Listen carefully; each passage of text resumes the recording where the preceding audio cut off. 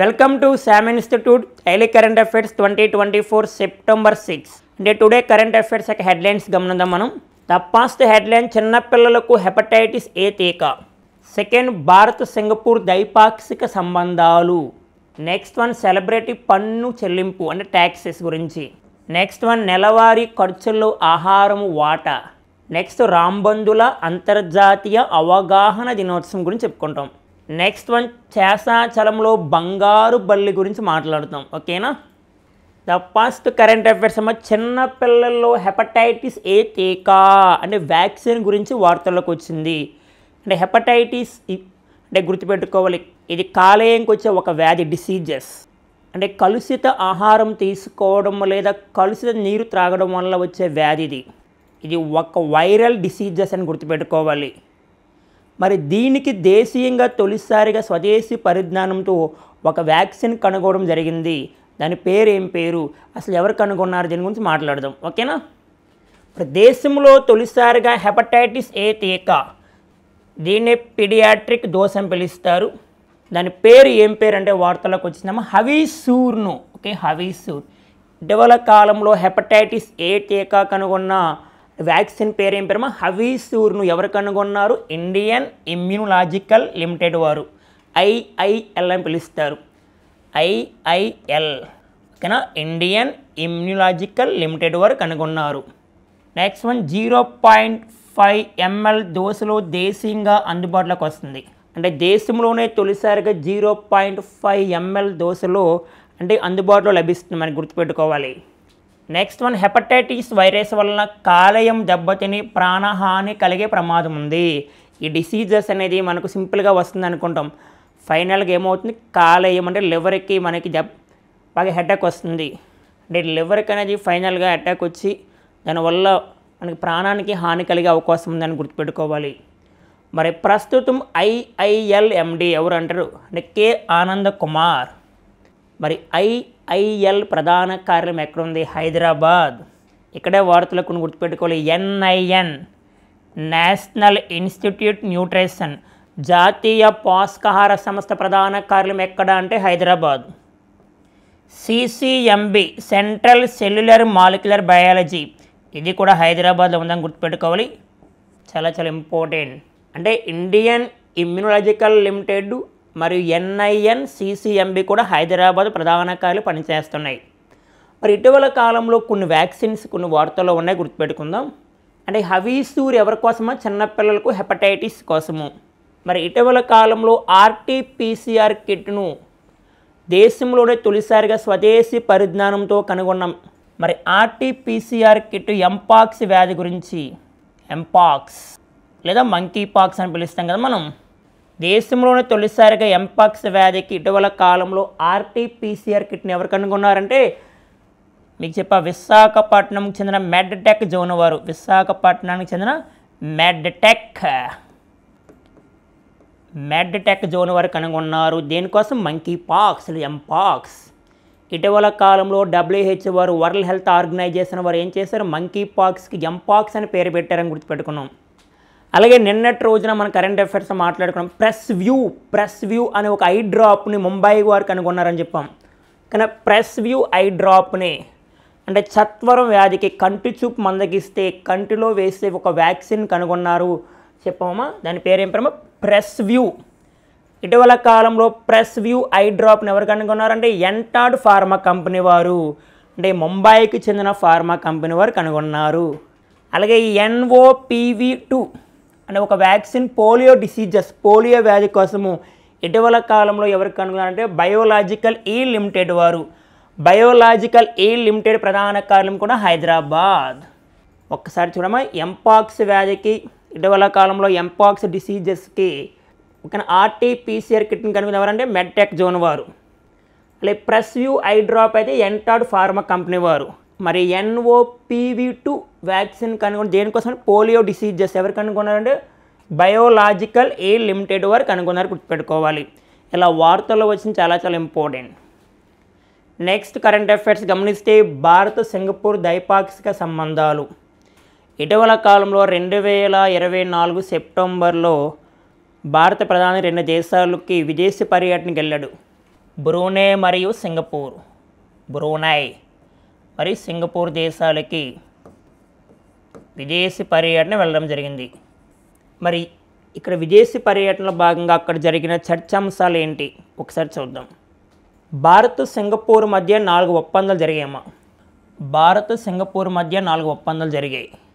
దీంట్లో 4 ఒప్పందాలు ఏంటి అని చూద్దాం. ఫస్ట్ వన్ సెమీ కండక్టర్ల పైన, సెమీ కండక్టర్స్. సెకండ్ డిజిటల్ సాంకేతికత అంటే టెక్నాలజీ పరంగా. నెక్స్ట్ వన్ నైపుణ్యాభివృద్ధి అంటే స్కిల్ డెవలప్మెంట్ మరియు ఆరోగ్య సేవల మధ్య. అంటే ఈ 4 ఒప్పందాలు ఇటీవల కాలంలో ఏ దేశాల మధ్య జరిగామా? భారత్ సింగపూర్. అయితే 2025 నాటికి భారత్ సింగపూర్ మధ్య సంబంధాలు, ద్వైపాక్షిక సంబంధాలు ప్రారంభమయ్యి నెక్స్ట్ 60 సంవత్సరాలు అవుతుందంట. Very very important. మరి తిరువల్లువర్ సాంస్కృతిక కేంద్రాన్ని సింగపూర్లో ప్రారంభిస్తారు.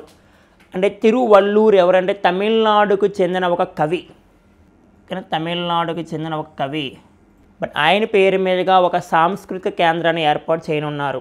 భారత్ సింగపూర్ పెట్టుబడులు 3 రెట్లు పెరిగి $160 బిలియన్ల వరకు పెరిగాయండి ఇప్పటి వరకు ప్రస్తుతం. మరి ఇది భారత్ సింగపూర్ మధ్య ఉన్నది. మరి బ్రూనై కూడా విదేశీ పర్యటన చేశాడు. యాక్చువల్గా తొలిసారిగా పర్యటన చేసిన బ్రూనై నుంచి సింగపూర్కి వెళ్ళాడు ఆయన. మరి బ్రూనై భారత రాయబార కార్యాలయం మోడీ ప్రారంభించారు. అంటే బ్రూనై దేశంలో భారత రాయబార కార్యాలయాన్ని మోడీ గారు ప్రారంభించారు. Very very important. మరి బ్రూనై ప్రఖ్యాత ఒమర్ అలీ సైఫుద్దీన్ మసీద్ సందర్శించారు. బ్రూనైకి చెందిన ఒక ప్రఖ్యాత వ్యక్తి ఒమర్ అలీ సైఫుద్దీన్ మసీద్ని సందర్శించారు. ఎవరంటే మోడీ గారు. మరి బ్రూనై దేశానికి భారత ప్రధాని వెళ్ళడం ఇదే తొలిసారి. ఓకేనా? బ్రూనై దేశానికి భారత ప్రధాని వెళ్ళడం ఇదే తొలిసారి. అంటే ద్వైపాక్షిక సంబంధాల భాగంగా గతంలో ఒక సమిట్లో భాగంగా మనకి మన్మోహన్ సింగ్ గారు వెళ్ళారు. కానీ ద్వైపాక్షిక సంబంధాల మధ్య తొలిసారిగా వెళ్ళడం అయితే భారత ప్రధాని ఇదే తొలిసారిగా గుర్తుపెట్టుకోవాలి. మరి బ్రూనై భారతదేశానికి మధ్య కొన్ని ఒప్పందాలు జరిగాయి. అంటే వాణిజ్యము అంటే ట్రేడ్ మరియు సాంస్కృతిక మధ్య అంటే సాంస్కృతిక సంబంధాల మధ్య ఒప్పందం జరిగింది. కల్చరల్ పరంగా గుర్తుపెట్టుకోవాలి. మరి ఇటీవల కాలంలో సింగపూర్ దేశం వార్తల్లో ఉంది, బ్రూనై కూడా వార్తల్లో ఉంది. మరి సింగపూర్ యొక్క ప్రధానమంత్రి గమనిస్తే లారెన్స్ వాంగ్. మరి సింగపూర్ యొక్క ప్రెసిడెంట్ అధ్యక్షుడు ధర్మన్ షణ్ముగరత్నం గారు పనిచేస్తున్నారు. మరి బ్రూనై యొక్క ప్రెసిడెంట్గా ఎవరు పనిచేస్తున్నారు అంటే హాసన్లాల్ బోల్ఖియా. గుర్తుపెట్టుకోవాలి. ఇలాంటి క్వశ్చన్స్ ఎగ్జామ్లో వస్తాయి. ఇటీవల కాలంలో భారతదేశ ప్రధాని ఏ దేశాలు పర్యటించాడు బాగా గుర్తుపెట్టుకోవాలి. మన గత లాస్ట్ మంత్ ఆగస్ట్ మంత్లో పోలాండ్ క్యాపిటల్ వార్సా. ఓకేనా? పోలాండ్ మరియు ఉక్రెయిన్ దేశం వెళ్ళారు. ఉక్రెయిన్ దేశానికి విదేశ పర్యటనకి వెళ్ళడం జరిగింది 2024 ఆగస్ట్. మరి ఆ సమయంలో భారతదేశానికి ఉక్రెయిన్కి మధ్య కూడా 4 ఒప్పందాలు జరిగాయి. 4 అగ్రిమెంట్స్ గుర్తుపెట్టుకోవాలి. Ukraine capital Kyiv. Next current affairs గమనిస్తే టుడే పేపర్ అవర్లో మనకు వచ్చిందమ్మా. కానీ సెలబ్రిటీ పన్ను చెల్లింపు అంటే సెలబ్రిటీస్ ఉంటారు కదా, వారు భారతదేశానికి జిఎస్టీ రూపంలో ఎంత పన్నును చెల్లిస్తున్నారు అంటే ఇయర్కి, అంటే ఈ లెక్కని ఇంత పన్ను అంటే భారతదేశం చెల్లిస్తున్నారంటే వారి ఆదాయం ఎంతగో మనం ఆలోచించుకోవాలి. సెలబ్రిటీ పన్ను కన్నా చెల్లింపు 2024 గమనిస్తే అంటే వారు సంపాదించిన ఆదాయంలో ట్యాక్స్ కడుతూ ఉంటారు గవర్నమెంట్ ఆఫ్ ఇండియాకి. మరి ఈ నివేదికను ఎవరు రిలీజ్ చేస్తారు గమనించాలి. ఫార్చ్యూన్ ఇండియా మ్యాగజైన్ నివేదిక వారు రిలీజ్ చేశారు. ఇటీవల కాలంలో సెలబ్రిటీ పన్ను చెల్లింపు 2024 నివేదికను ఎవరు రిలీజ్ చేశారంటారు. దీంట్లో అగ్రపేటన బాలీవుడ్ బాద్షా గారు ఎక్కువ చెల్లిస్తున్నారు, పన్ను కడుతున్నారు. బాలీవుడ్ బాద్షా అని మనకు తెలుసమ్మా, షారూఖ్ ఖాన్ గారు. ఇటీవల కాలంలో జవాన్ సినిమాతో బాగా ఫేమస్ అయ్యారు మనకు తెలుసు. భారతీయ సెలబ్రిటీ పన్ను చెల్లింపుదారులు వరుస క్రమంలో గమనిస్తే ఫస్ట్ షారూఖ్ ఖాన్ ఎంత చెల్లిస్తున్నారంటే 92 కోట్లు చెల్లిస్తున్నారు, ఒక 92 crores. Second place Salman Khan గారు ఉన్నారు, 75 crores. మరి థర్డ్ ప్లేస్లో విరాట్ కోహ్లీ. ఇక్కడ ఫస్ట్ గమనించాలి, ఫస్ట్ షారూఖ్ ఖాన్ 92 కోట్లు, సెకండ్ సల్మాన్ ఖాన్ 75 కోట్లు, అండ్ థర్డ్ వన్ అంటే తమిళనాడుకు చెందిన విజయ్ దళపతి కన్నా 80 కోట్లు కడుతున్నారు ఈయన అంటే ట్యాక్స్. తర్వాత బిగ్ బి అంటే అమితాబ్ బచ్చన్ గారు అయితే 71 కోట్లు ఇస్తున్నారు కేంద్రానికి అంటే పన్ను రూపంలో, ట్యాక్సెస్ రూపంలో. అంటే క్రికెటర్ పరంగా అయితే మనకి ఫస్ట్ ప్లేస్ ఎవరున్నారంటే విరాట్ కోహ్లీ ఉన్నారు. వరుస క్రమంలో గమనిస్తే విరాట్ కోహ్లీ 5వ ప్లేస్ అని గుర్తుపెట్టుకోవాలి. First place Shahrukh Khan, second Salman Khan, third place Vijay Sethupathi, fourth place big B Amitabh Bachchan, fifth ప్లేస్లో క్రికెట్ పర్పస్లో అయితే విరాట్ కోహ్లీ కూడా వస్తే ఫస్ట్ ప్లేస్కి. ఓకేనా. బిగ్ బి అమితాబ్ బచ్చన్ గారికి మనకి దాదాసాహెబ్ ఫాల్కే అవార్డు కూడా వచ్చిందమ్మా. దాదాసాహెబ్ ఫాల్కే అవార్డు భారతదేశ సినిమా రంగంలో ఇచ్చే అత్యున్నత award Dadasaheb Phalke award. Dadasaheb Phalke award పొందిన 50వ గ్రహీత అయిన 51 రజనీకాంత్, 52 ఆసా ఫరేక్, 53 వహీదా రెహమాన్. మరి బిగ్ బి అమితాబ్ బచ్చన్ గారు జిఎస్టీ యొక్క బ్రాండ్ అంబాసిడర్ ఎవరు ఉన్నారమ్మా? జిఎస్టీ ప్రచారకర్తగా పనిచేస్తున్నారు అమితాబ్ బచ్చన్ గారు, గుర్తుపెట్టుకోవాలి. ఏమీ లేదన్నా సింపుల్గా ఇటీవల కాలంలో సెలబ్రిటీ పన్ను ఎవరు నివేదిక ఇచ్చారు అండ్ టాప్ 3లో ఎవరున్నారు, సింపుల్గా సరిపోదు. నెక్స్ట్ వన్ మన కంటెంట్ వేదిక ఇవ్వడం జరుగుతుంది. కరెంట్ అఫైర్స్ గమనించాలమ్మా. నెక్స్ట్ కరెంట్ అఫైర్స్ నెలవారీ ఖర్చుల్లో ఆహారం వాటా. అంటే ప్రస్తుతం భారతదేశంలో భారతీయులు అంటే వారు సంపాదిస్తున్న ఆస్తుల్లో ఎక్కువ కొంతమంది ఆహారం ఖర్చు పెడుతూ ఉంటారు, కొంతమంది లగ్జరీ ఐటమ్స్ ఇవన్నీ కొంటూ ఉంటారు. కానీ వారు ఎంత సంపాదించినా సరే అంటే ఆహారానికి వారు తిన్న తిండికి చాలా తక్కువ ఖర్చు పెడుతున్నారని ఒక నివేదిక వచ్చింది వార్తల్లోకి. ఇక్కడ నెలవారీ ఖర్చులో ఆహారం వాటా చాలా తక్కువ ఉందమ్మా. ఈ నివేదికను ఎవరు రిలీజ్ చేశారు? చాలా ఇంపార్టెంట్. ఎక్కడ ఇంపార్టెంట్? కానీ ప్రధానమంత్రి ఆర్థిక సలహా మండలి రిలీజ్ చేసింది.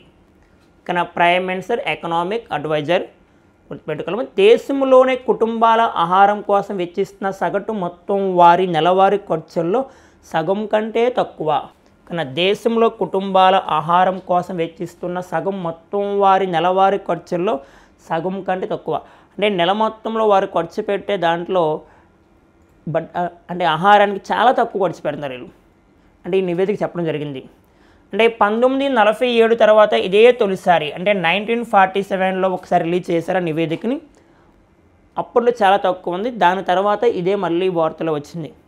నెక్స్ట్ 2011-12తో పోల్చుకొని ఒక ఇయర్ని తీసుకున్నారు. 2011-12తో పోల్చుకొని 2022-23తో పోలిస్తే బట్ ఈ నివేదిక రిలీజ్ చేశారు. అంటే ప్రస్తుతము దేశంలో అంటే చాలా తక్కువ ఖర్చు పెడుతున్నారంట అంటే ఆహారానికి.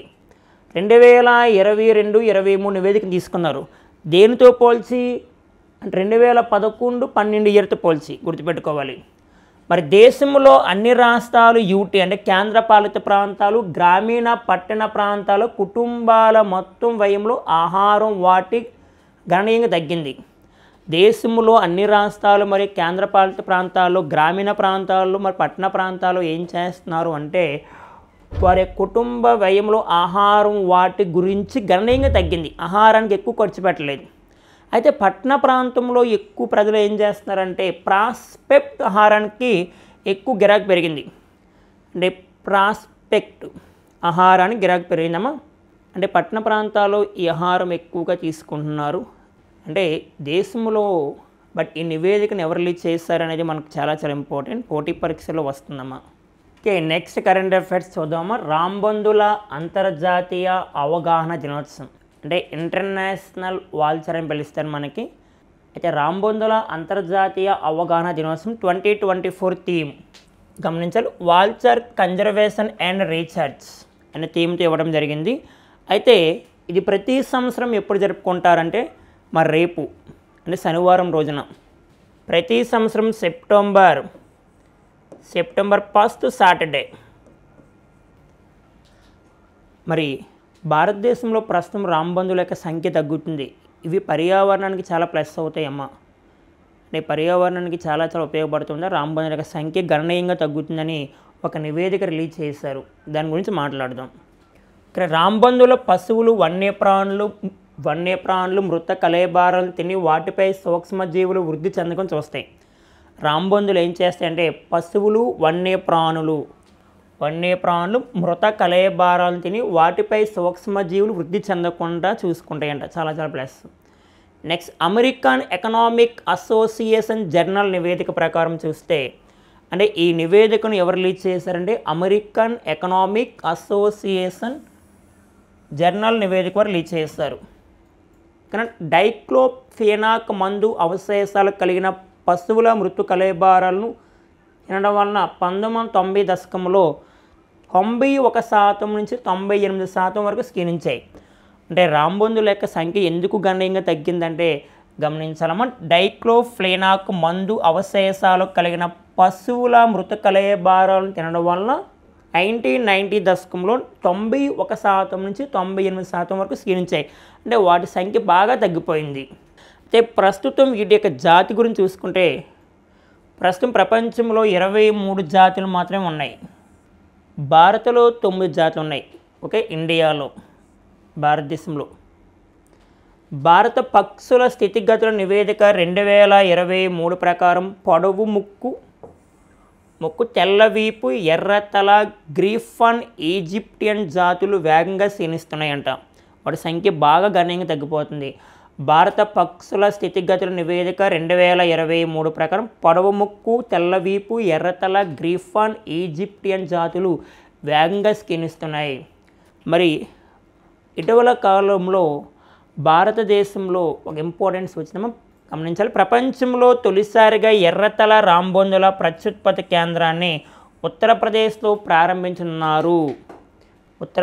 ప్రారంభిస్తున్నారు. యోగి ఆదిత్యనాథ్ సీఎం గారు ప్రారంభిస్తారు. ప్రపంచంలో తొలిసారిగా ఎర్రతల రాంబొందుల ప్రత్యుత్పత్తి కేంద్రాన్ని చాలా చాలా ఇంపార్టెంట్. వన్యప్రాణుల సంరక్షణ చట్టము వైల్డ్ లైఫ్ ప్రొటెక్షన్ యాక్ట్ 1972లో వచ్చిందమ్మా. 1972లో వచ్చిందని గుర్తుపెట్టుకోవాలి.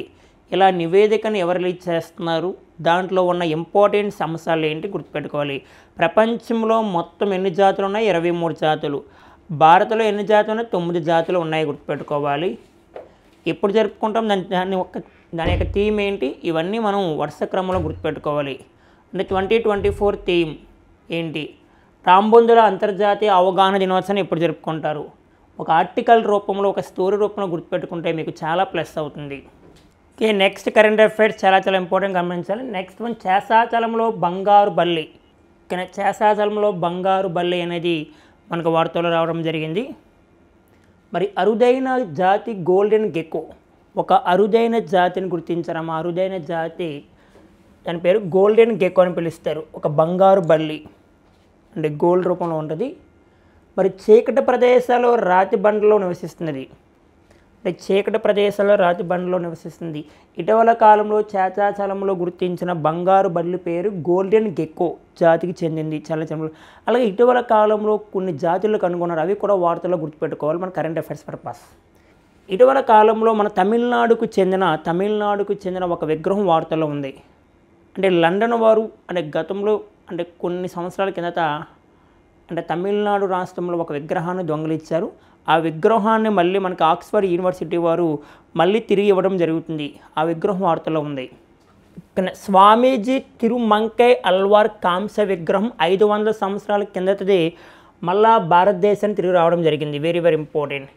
ఇటీవల కాలంలో ఏ విగ్రహం వార్తలకు వచ్చినా స్వామీజీ తిరుమంకై అల్వార్ కాంస్య విగ్రహం 500 సంవత్సరాల నాటిది భారతదేశానికి తిరిగి రావడం వచ్చింది. అంటే తిరిగి తీసుకొస్తున్నారు ఆ విగ్రహాన్ని. అంటే గతంలో ఇంగ్లాండ్ వారు, బ్రిటిష్ వారు దొంగిలించారు. అది మనకి ఇండియాకి ఎవరు అప్పగిస్తారంటే ఆక్స్ఫర్డ్ యూనివర్సిటీ వారు. ఓకేనా. అలాగే ఇటీవల కాలంలో నెక్స్ట్ అరుణాచల్ ప్రదేశ్లో ఒక మొక్కలు వార్తలకు వచ్చాయి. ఒక అరుదైన మొక్కలు వార్తలు ఉన్నాయమ్మా. నెక్స్ట్ అకాంతా సిఏ ఫ్లోగా కాంతాస్, ఇవి 13 రకాల మొక్కలు గుర్తించారు. 13 రకాల మొక్కలు ఎక్కడంటే అరుణాచల్ ప్రదేశ్లో ఇటీవల కాలంలో ఒక అరుదైన మొక్కను గుర్తించారు. దాదాపు 13 రకాలకు చెందినవి. దాని పేరు ఏం పేరు అంటే అకాంతా సిఏ ఫ్లోగా కాంతాస్. ఎక్కడ? అరుణాచల్ ప్రదేశ్.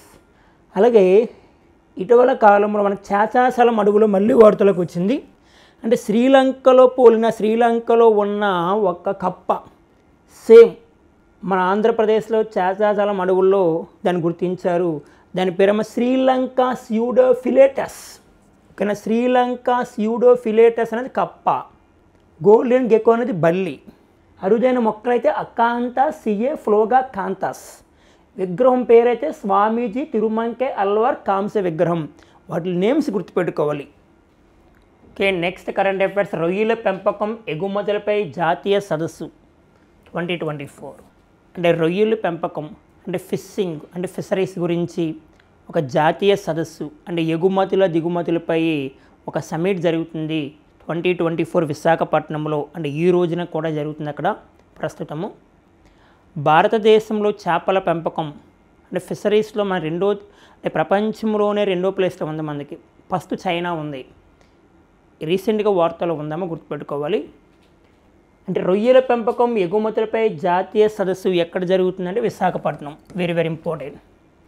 నెక్స్ట్ మత్స్య సంపద పెంపకం ఎగుమతులపై అనేది సమిట్ జరుగుతుంది ఇక్కడ. మరి చేపల ఉత్పత్తిలో 17.5 మిలియన్ల టన్నులతో ప్రపంచంలో 2వ స్థానంలో ఉంది మంది. ఫస్ట్ చైనానికి చెప్పుకున్నాం.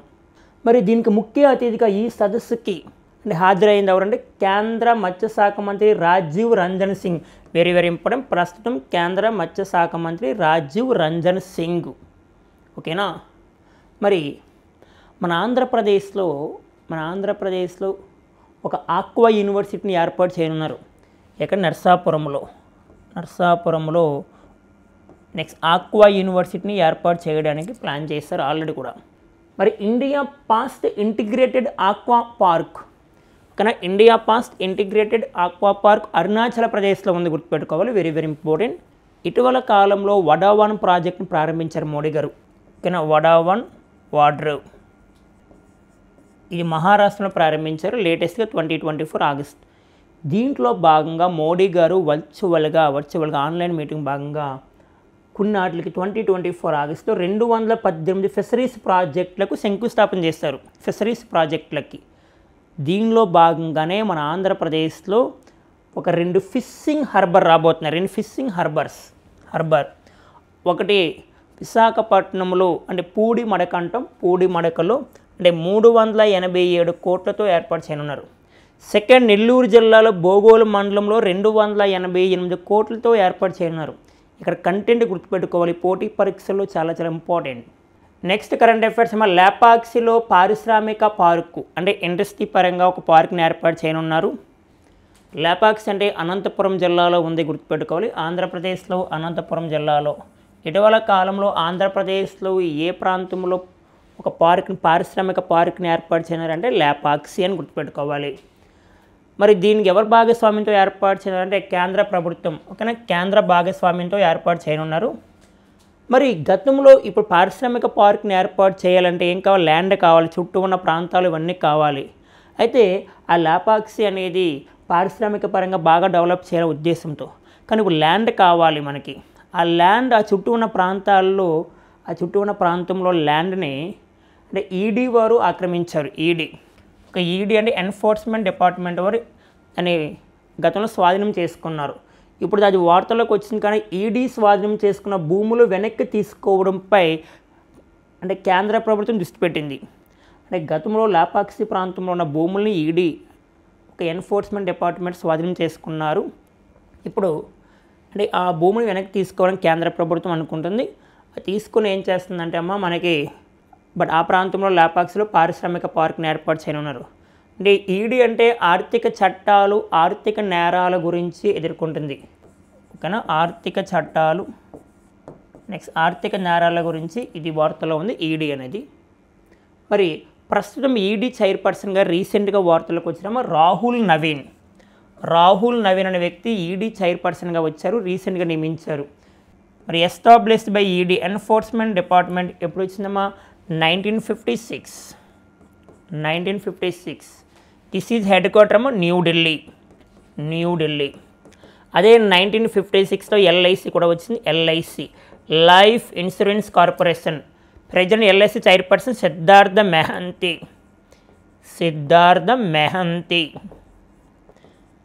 అదే 1956లో మరొక ఇంపార్టెన్స్ గమనించాలి. AIIMS all India institute of medical sciences. మరి ప్రెజెంట్ ఎయిమ్స్ యొక్క చైర్పర్సన్ ఎం శ్రీనివాస్ ఉన్నాడమ్మా. ఎం శ్రీనివాస్. ఇలా లింక్ చేస్తూ ఉండాలి. ఇటీవల కాలంలో కొన్ని ప్రాంతాల వార్తలు ఉన్నాయి. అదే లేపాక్షి అనే ప్రాంతం వార్తల్లోకి వచ్చింది. ఒక ఏపీ ఆంధ్రప్రదేశ్లో పర్యాటక గ్రామంగా వార్తలకు వచ్చింది. లేదా ఏపీలో ఫస్ట్ పర్యాటక గ్రామం ఒక లేపాక్షి. అలాగే ఆంధ్రప్రదేశ్లో హనుమంతునిపాడు వార్తలో ఉంది, హనుమంతునిపాడు. మరి Hanumanthunipadu importance 2023 best police station in India 2023లో ఉత్తమమైన పోలీస్ స్టేషన్గా ఏదో వార్తలకు వచ్చింది, హనుమంతునిపాడు ప్రకాశం జిల్లాలో ఉంది. అదే 2023లో ఉత్తమ పర్యాటక గ్రామంగా లేపాక్షిని గుర్తించారు.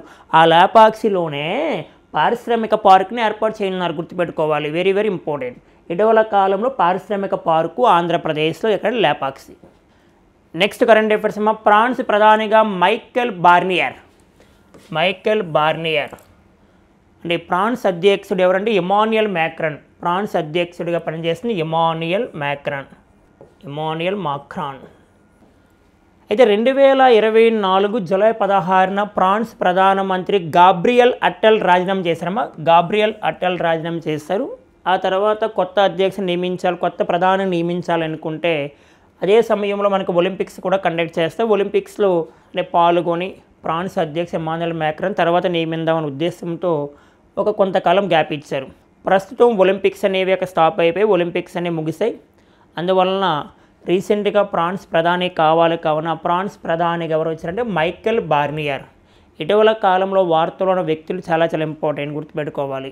మరి మైకెల్ బార్నియర్ గతంలో విదేశాంగ శాఖ మంత్రి, పర్యావరణ శాఖ మంత్రి, వ్యవసాయ శాఖ మంత్రి పనిచేస్తారు. క్వశ్చన్ అడగవచ్చు, ఇటీవల కాలంలో ఫ్రాన్స్ ప్రధాని గురించి సరైన వాక్యాలు గుర్తించండి. ఆ వ్యక్తి పేరు ఏం పేరు? మైకెల్ బార్నియర్ విదేశాంగ శాఖ మంత్రి పనిచేశారు. గతంలో ఫ్రాన్స్ దేశానికి విదేశాంగ శాఖ మంత్రి, మరి పర్యావరణ శాఖ మంత్రి, మరి వ్యవసాయ శాఖ మంత్రిగా పనిచేశారు. ఓకేనా? మరి ఫ్రాన్స్ అధ్యక్షుడు ఎవరంటే ఇమాన్యుయల్ మ్యాక్రాన్. ఫ్రాన్స్ ప్రధాని అయితే మైకెల్ బార్నియర్. మరి ఫ్రాన్స్ అధ్యక్షుడు ఇమాన్యుయల్ మ్యాక్రాన్ మనకి 2024 జనవరి 26వ తారీఖున భారతదేశానికి ముఖ్య అతిథిగా వచ్చారు. ఏ సందర్భంగా? రిపబ్లిక్ డే సందర్భంగా. 75 రిపబ్లిక్ డే లేదా గణతంత్ర దినోత్సవం ముఖ్య అతిథి ఫ్రాన్స్ అధ్యక్షుడు ఇమాన్యుయల్ మ్యాక్రాన్. గుర్తుపెట్టుకోవాలి. 2024లో జరిగే రిపబ్లిక్ డే 75. ఓకేనా? ఇండిపెండెన్స్ డే అయితే 78. మరి 75 రిపబ్లిక్ డే థీమ్ ఇతివృత్తము, మా థీమ్ గుర్తుపెట్టుకోవాలి, Viksit Bharat. 2024 75 republic day theme Viksit Bharat అనేది గుర్తుపెట్టుకోవాలి. 75 రిపబ్లిక్ డే ఫ్రాన్స్ అధ్యక్షుడు ఇమాన్యుయల్ మ్యాక్రాన్ ముఖ్య అతిథిగా వచ్చారు, గుర్తుపెట్టుకోవాలి. ఫ్రాన్స్ ప్రధాని మైకెల్ బార్నియర్. లేటెస్ట్గా 33వ ఒలింపిక్స్ కూడా ఫ్రాన్స్లో జరిగాయి, గుర్తుపెట్టుకోవాలి. 33rd Olympics. Next current affairs 2030 నాటికి 500 గిగావాట్ల పునరుత్పాదక ఇంధనం అంటే ఫ్యూయల్ని ఏర్పాటు చేస్తున్నారంట. అయితే ఎవరు ఏర్పాటు చేయనున్నారు? మన భారతదేశం ఏర్పాటు చేయనున్నది 2030 నాటికి. ఓకే, పునరుత్పాదక ఇంధనం. అయితే మనకి ఇంటర్నేషనల్ సోలార్ అలయన్స్ అనేది మనకి 2015లో ప్రారంభమైంది. ఓకే, 2015. దాదాపుగా 100 దేశాలకు పైగా దీంట్లో సభ్యత్వం కలిగి ఉన్నాయి. ఓకేనా, ఇంటర్నేషనల్ సోలార్ అలయన్స్. దీన్ని 2015లో భారతదేశము అంటే ఫ్రాన్స్ దేశ సహకారంతో ఏర్పాటు చేయడం జరిగింది. ఇది భారతదేశంలో ఉంది, దీని హెడ్ క్వార్టర్ అమ్మా. ఓకేనా, international solar alliance headquarter ఎక్కడుందంటే భారతదేశంలో హర్యానాలో ఉందమ్మా, గురుగ్రామ్లో ఉంది. ఇటీవల కాలంలో హర్యానా చాలాసార్లు వార్తలకు వచ్చింది చెప్పుకున్నాం మనం. ఓకే, హర్యానా రాష్ట్రంలో గుడ్ మార్నింగ్ బదులుగా జై హింద్ అని చెప్పడం జరిగింది. అంటే హర్యానాకు చెందిన పాఠశాల పిల్లలు గుడ్ మార్నింగ్ బదులుగా జై హింద్ అని చెప్తారు, జై హింద్. ఇటీవల కాలంలో హర్యానా రాష్ట్రం మహిళల యొక్క అంటే మ్యారేజ్ ఏజ్ ఒక 18 years నుంచి 21 yearsకి పెంచింది. ఇటీవల కాలంలో ఏ రాష్ట్రం అంటే హర్యానా రాష్ట్రం యొక్క మహిళల యొక్క మ్యారేజ్ ఏజ్ని ఎందుకు పెంచారో 21 yearsగా చేశారు. జై హింద్ అని పాఠశాలలో పలుకుతూ ఉంటారు. హర్యానా రాష్ట్రం అనేది వార్తలో రావడం జరుగుతుంది. అయితే మనకి గమనించాలి, దీంట్లో మెయిన్ పాయింట్స్ ఏమో world largest renewable energy park అంటే ప్రపంచంలోనే అతిపెద్ద ఇంధన పార్క్ని అంటే పునరుత్పాదక ఇంధన పార్క్ని భారతదేశంలో ఏర్పాటు చేయనున్నారు.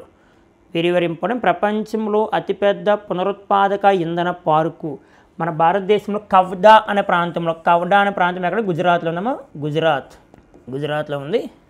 మరి పాస్ట్ ఇంటర్నేషనల్ సోలార్ ఫెస్టివల్, ఓకేనా, పాస్ట్ ఇంటర్నేషనల్ సోలార్ ఫెస్టివల్ నిన్నటి రోజున ప్రారంభమయ్యాయి. పాస్ట్ ఇంటర్నేషనల్ సోలార్ ఫెస్టివల్ 2024 న్యూఢిల్లీలో జరిగాయి. ఓకే, సెప్టెంబర్ 5-6 తేదీలో, సెప్టెంబర్ 5-6 తేదీలో గుర్తుపెట్టుకోవాలి.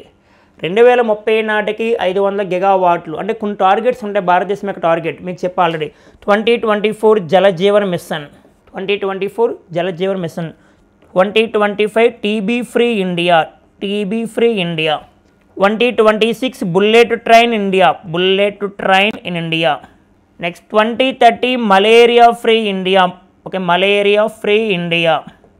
Next 2030 AIDS free India. And 2047 drugs free India, drugs free India. 2047 developed country in India, 2047 drugs free India. ఇలాంటి టార్గెట్స్ గుర్తుపెట్టుకోవాలి. అలా 2030 టార్గెట్ ఏంటంటే, ఓకేనా, 500 గిగావాట్లు పునరుత్పాదక ఇంధనాన్ని ఏర్పాటు చేయనున్నాం. ఇలాంటి క్వశ్చన్ లింక్ చేసుకోవాలి points. Okay, next current affairs గమనించాలమని. నల్లమలలో 11వ శతాబ్దం నాటి శిలాశాసనాలు అంటే ఆంధ్రప్రదేశ్లో గుర్తించారు. దీంట్లో ఉన్న పాయింట్స్ మనం చూద్దాం. నాగార్జున సాగర్, శ్రీశైలం, పులుల అభయ అరణ్యం, ఆత్మకూరు అటవీ డివిజన్, ఇంద్రేశ్వరం, ఓకేనా, ఇంద్రేశ్వరం బీటులో పెద్ద గుమిటం వద్ద 2 శిలాశాసనాలు లభించాయి. కానీ పెద్ద గుమిటం వద్ద 2 శిలాశాసనాలు లభించాయి. గుమిటం ఒక ప్రాచీన శైవ క్షేత్రం గుర్తుపెట్టుకోవాలి. మరి ఇక్కడ దొరికిన శిలాశాసనాలు ఎవరికి సంబంధించినవి అంటే ఏ రాజుల కాలంలో సంబంధించినవి గుర్తుపెట్టుకోవాలి. అంటే వాళ్ళు అంచనా వేస్తున్నారు, ఎస్టిమేషన్ చేస్తున్నారు, అంటే ఆ రాజుల కాలంలో ఏమో అని. కానీ కాకతీయులు విజయనగర పాలన మధ్య కాలంలోనివి అయి ఉండవచ్చు అని చెప్తున్నారు. లేదా ఎర్రన్న వేయించిన దాన శాసనాలుగా తెలుస్తుంది. ఇక్కడ ఒక ఎర్రన్న వేయించిన దాన శాసనం తెలుస్తుంది. ఎర్రన్న ఎవరి కోసం వేయించాడు ఏమో మరి తెలియదు ఇక్కడ. అయితే మరొక ఇంపార్టెన్స్ ఎందుకు వచ్చింది, మరొక ఉద్దేశం అనుకుంటున్నారు వాళ్ళు. కానీ మల్లికార్జున స్వామికి బహుమానం రూపంలో వచ్చినట్లు, అంటే మల్లికార్జున స్వామికి బహుమాన రూపంలో వచ్చినట్లు ఆ శిలాశాసనం గుర్తిస్తున్నారు. క్వశ్చన్ ఏంటంటే సింపుల్గా ఒకటే గుర్తుపెట్టుకో, నల్లమల్లో ఇటీవల కాలంలో ఎన్నో శతాబ్దం శిలాశాసనాలు గుర్తించారంటే 11వ శతాబ్దం. ఇటీవల కాలంలో కొన్ని వార్తల్లో వచ్చిన అంటే శాసనాలు కానీ ఉన్నాయి, వార్తలు ఉన్నాయి, గుర్తుపెట్టుకోవాలి. ఇటీవల కాలంలో మనకి ఆంధ్రప్రదేశ్లో విజయనగరం జిల్లా జామీలో త్రిపురాంతక స్వామి ఆలయంలో 900 సంవత్సరాల కిందటే శాసనాలు గుర్తించారు. ఏ శిలా శాసనాలు అంటే తూర్పు గంగ శాసనాలు గుర్తించారు. తూర్పు గంగ శాసనాలు ఇది వార్తల్లో ఉంది, మీకు చెప్పా, చాలా చాలా ఇంపార్టెంట్ ఇది. అలాగే మనకి కల్లమల్ల శాసనం అంటాం, కొన్ని ప్రాంతాలు గుర్తుపెట్టుకోవాలి. కల్లమల్ల శాసనము ఆంధ్రప్రదేశ్లో మనకి కడప జిల్లాలో ఉంటుంది. కల్లమల్ల శాసనము ఆంధ్రప్రదేశ్లో లభించిన తొలి శాసనం కూడా కల్లమల్ల శాసనము. దాన్ని ధనుంజయుడు వేయించాడు. అలా కల్లమల్ల అనే ప్రాంతంలో కడపలో ఉంది. ఈ కల్లమల్ల అనే ప్రాంతంలో లేటెస్ట్గా 2024 ఆగస్టు 29న తెలుగు భాషా దినోత్సవాన్ని జరుపుకున్నాం. తెలుగు భాషా దినోత్సవాన్ని జరుపుకోవడం జరిగింది. Very very important. దానికి ముఖ్య అతిథిగా మాజీ ఉపరాష్ట్రపతి వెంకయ్య నాయుడు గారు హాజరయ్యారు. మనకు తెలుసు 2024లో ఆంధ్రప్రదేశ్లో తెలుగు భాషా దినోత్సవాన్ని ఏ ప్రాంతంలో జరుపుకున్నాం? కల్లమల్ల. ఆంధ్రప్రదేశ్లో లభించిన తొలి శాసనం కల్లమల్ల శాసనాన్ని వేయించిన రాజు ధనుంజయుడని గుర్తుపెట్టుకోవాలి. ఇటీవల కాలంలో విజయనగరంలో జామి అనే ప్రాంతంలో దొరికిన శిలాశాసనాలు ఎవరి అంటే తూర్పు గంగ శాసనాలను గుర్తుపెట్టుకోవాలి. ఇటీవల కాలంలో నల్లమల్లో దొరికిన శిలాశాసనాలు లేదా ఎన్నో శతాబ్దం అంటే 11వ శతాబ్దం అని గుర్తుపెట్టుకోవాలి. ఇలా క్వశ్చన్స్ మనము దాని సబ్జెక్టు వేది గుర్తుపెట్టుకోవాలి. ఓకే, నెక్స్ట్ కరెంట్ అఫైర్స్ గమనిస్తే తరంగ శక్తి విన్యాసం 2024. తరంగ శక్తి విన్యాసం 2024 బహుపాక్షిక దేశాల విన్యాసం. మరి ఏ విన్యాసం గుర్తుపెట్టుకోవాలి? తరంగ శక్తి విన్యాసం అనేది అంటే త్రివిధ దళాల్లో ఏ విన్యాసం అంటాడు? ఆర్మీయా, ఎయిర్ ఫోర్స్ అండ్ నేవీయా గుర్తుపెట్టుకోవాలి. మరి ఇక్కడ తరంగ శక్తి విన్యాసం అనేది వైమానిక దళానికి చెందింది. అంటే ఇండియన్ ఎయిర్ ఫోర్స్ చెందిన దళం అది గుర్తుపెట్టుకోవాలి. మరి ఎక్కడ జరుగుతుందనంటే రాజస్థాన్లో ఆగస్టు 30న ప్రారంభమైంది. మన ఇండియాలో జరుగుతుంది, రాజస్థాన్లో ఆగస్టు 30 నుంచి సెప్టెంబర్ 13 వరకు జరుగుతుంది. దాదాపుగా దీంట్లో 11 దేశాలు మరియు 11 దేశాలు 18 పరిశీలక దేశాలు అబ్జర్వ్ కంట్రీస్ 18. ఆ కంట్రీస్ ఏంటంటే Australia, France, Germany, Greece, Japan, Singapore, Spain, Sri Lanka, UAE, UK, America. బహుపాక్షిక దేశాల విన్యాసం గుర్తుపెట్టుకోవాలి. ఇక తరంగ శక్తి అంటే వైమానిక దళము. మరి ఈ విన్యాసంలో తొలిసారిగా ఏ యుద్ధ విమానాన్ని తీసుకొచ్చారు అంటే ఆస్ట్రేలియాకు చెందిన రాయల్ ఆస్ట్రేలియన్ మొదటి యుద్ధ విమానంగా చేరింది. దాంట్లో ఇండియన్ వైమానిక దళానికి సంబంధించింది కాబట్టి. మరి ఇక్కడ గుర్తుపెట్టుకోవాలి, ఇండియన్ ఎయిర్ ఫోర్స్ డే ఎప్పుడు జరుపుకుంటాం? అక్టోబర్ 8. మరి ప్రస్తుతం ఇండియన్ ఎయిర్ ఫోర్స్ యొక్క చీఫ్ ఎవరమ్మ? వివేక్ రామ్ చౌదరి. మరి త్రివిధ దళాలను పిలుస్తాం మనం, ఆర్మీ, ఎయిర్ ఫోర్స్, నేవీ. మరి ఆర్మీ డే ఎప్పుడు జరుపుకుంటాం? జనవరి 15. మరి air force day October 8, navy day December 4. మరి ప్రజెంట్ ఆర్మీ చీఫ్ ఎవరు? ఉపేంద్ర ద్వివేది. మరి ఎయిర్ ఫోర్స్కి వివేక్ రామ్ చౌదరి, నేవీకి ఎవరున్నారు? దినేష్ కుమార్ త్రిపాఠి. ఈ మూడింటిని కలిపి ఏమని పిలుస్తాం మనం? సిడిఎస్ అని పిలుస్తాం, అంటే చీఫ్ ఆఫ్ డిఫెన్స్ స్టాఫ్. మరి present India CDS Anil Chauhan.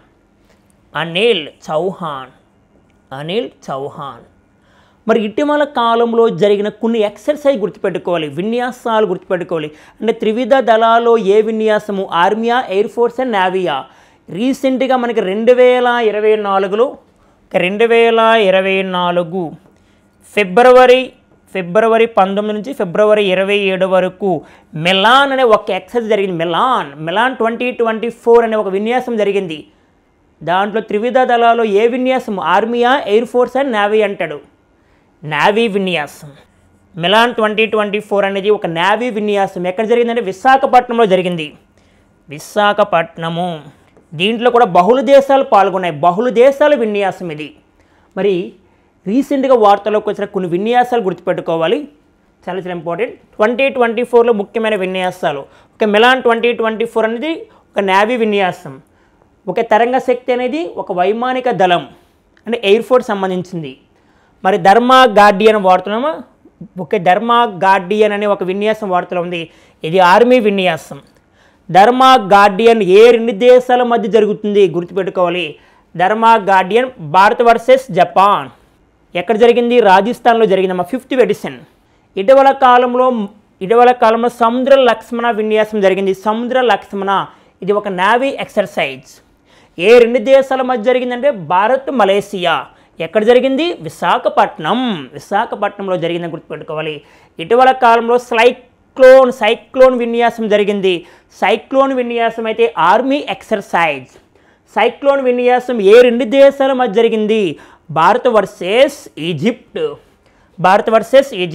మరి 2024లో ఏ దేశంలో జరిగింది అంటాడమ్మా? ఈజిప్ట్ దేశంలో జరిగింది.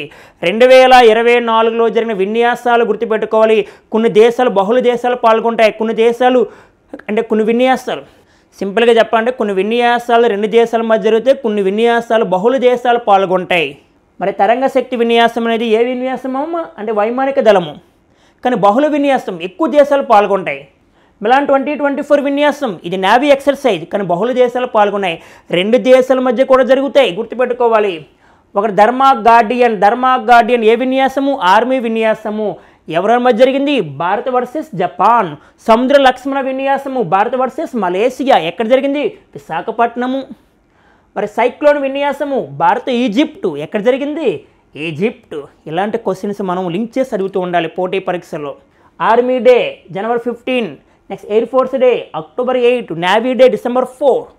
Army, air force, navy CDS అని పిలుస్తారు, చీఫ్ ఆఫ్ డిఫెన్స్ స్టాఫ్. మరి first CDS, India first CDS Bipin Rawat, ఆయన చనిపోయారు మనకి. మరి ప్రస్తుతం సిడిఎస్ అనిల్ చౌహాన్ అని గుర్తుపెట్టుకోవాలి నాన్న, ఓకేనా? ఇవి మనకున్న ఈరోజు కరెంట్ అఫైర్స్. పోటీ పరీక్షలో ఎవరైతే బాగా ప్రిపేర్ అవుతారో, ఎవరైతే నోట్స్ రెగ్యులర్గా రాస్తారో వారు విజేతలుగా గ్యారెంటీ అవుతారు. విజేతలు అవ్వాలంటే డైలీ కరెంట్ అఫైర్స్ రాయాలి. డైలీ కరెంట్ అఫైర్స్ కంటెంట్ వైజ్గా రాస్తూ ఉండాలి. ఎవరైతే కంటెంట్స్ వెతికి రాస్తారో వారు జీవితంలో విజేతలు అవుతారు. ఒక్కసారి జాబ్ వస్తే మన లైఫ్ మొత్తం మారుతుంది నాన్న. చరిత్రలో గుర్తుకున్నది కొంతమందే ఉంటారు. వాళ్ళ పేరులో మన పేరు ఉండాలి. Okay, all the best.